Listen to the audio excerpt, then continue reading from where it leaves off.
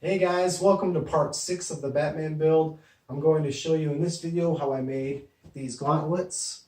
And I did loosely follow a video tutorial that has its own pattern as seen in this video here. And I'm going to show you how I made them and how I made them differently. I did do some things differently. I'm going to be making the right one. And while I'm making the right one, I'm going to explain how I'm doing things differently from the video tutorial. So I'm not going to show you everything that I did. I'm just going to show you the things that I did differently and how it came together. And one of those things is I added a zipper and I made different parts different ways. So let's get to it. Alright guys, so this is the left one and these are pieces for the right one. I'm going to show you a trick I found real quick. Usually I would use this to cut out the foam, but with 2mm foam, as you can see right here, you can use scissors. So I'm going to cut these two pieces out and we'll get to it. Now one thing I did is I traced the patterns with a gold Sharpie because it shows up well on the foam, and I'm cutting on the inside line because the pattern was laid on the foam, and obviously to get closest to a line, cut on the inside. One piece cut.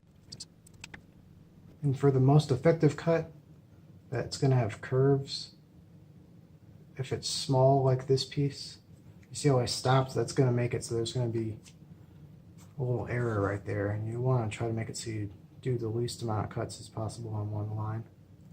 It's a little bump, but it's nothing I can't handle because I can sand the foam. There it is, both pieces cut.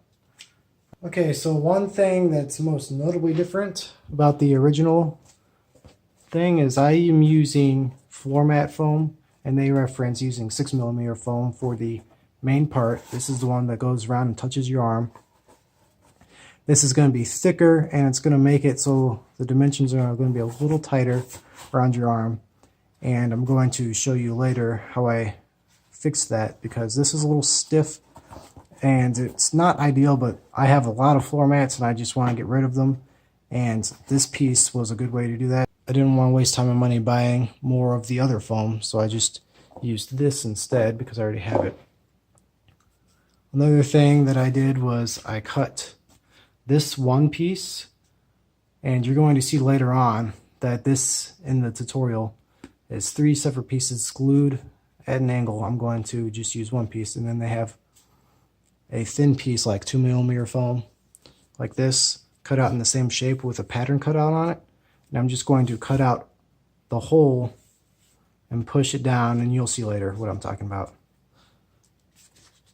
And this is also thicker than it should be, but I like the way that this looks compared to the 6mm foam for this piece, specifically because it looks more like body armor. I think it looks better with the style that I'm going to be doing, that this piece would match that piece, so it looks like it's made out of the same type of metal, if that makes sense.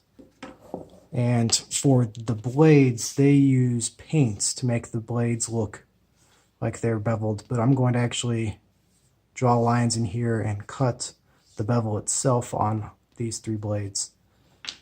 Aside from that, I think everything else is going to be pretty much the same as the other tutorial, so that's good. Just quickly, so since I have the one that I've pretty much finished making, I mean, there's still some sanding and painting that has to be done, but some notable differences from the original file is they have Velcro and straps holding theirs together. I put a zipper on.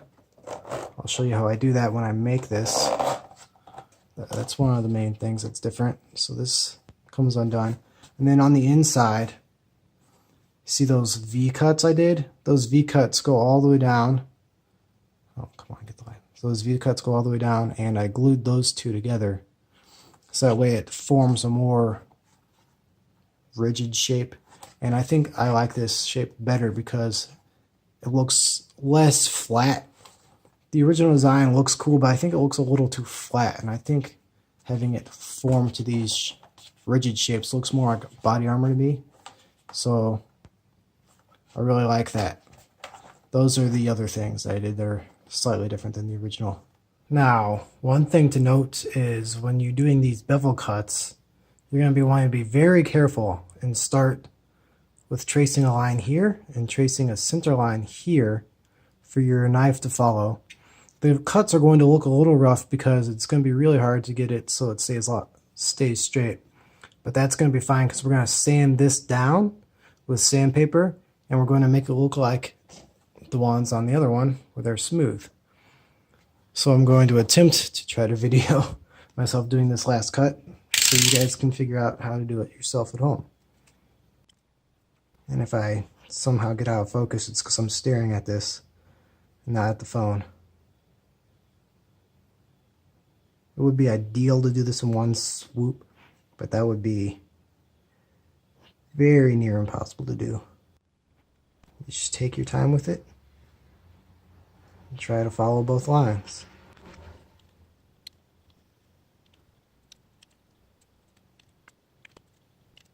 When you get down to this end,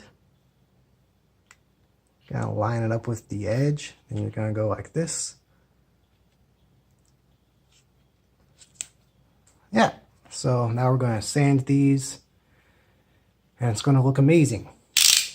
Alright, so if you notice, I put the bevels on the exact same side as the left gauntlet, so this piece is no longer going to work. You get the idea. I'm just going to make this piece again, but put the bevels on this side, which it should be on, and I'll continue with the build. Don't make my mistakes. Make sure you're doing everything on the correct side.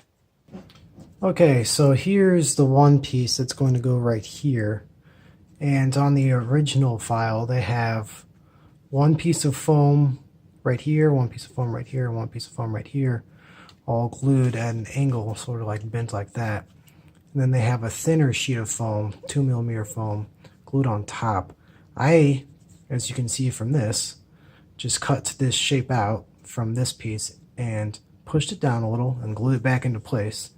And on this side, I cut it flush off, and I'm going to show you how to cut it flush off, which is pretty simple. That just makes it so you can do this with less foam. You take that off, and then you can clean up the edges. This isn't going to be seen anyway, so it doesn't really matter. But yeah, that's what I do. So now I'm going to cut V-grooves along here, fold this piece with glue in it, so that way it can be the same shape as the original piece. Awesome. As you can see on the inside, I cut these V-grooves, and I'm going to glue the left two most to make it so it's a harder angle on that part. So I just put some hot glue in there. Now it's retaining the shape a lot better, as you can see. So now I'm going to glue on the other piece and get all the other stuff going, put the zipper on, bevel some edges, and we should be good to go. Alright guys, so here are the gauntlets painted up. I hope you can see the detail on them. I got some silver, some other silver, a dark gray, and it's all painted black. I painted these. First I sprayed them with Plastidip, and then I used regular spray paint. I brushed on these and sprayed these. Masked them with some tape. Looks pretty awesome, doesn't it? So, I also got the zippers here. And, I guess that's about it.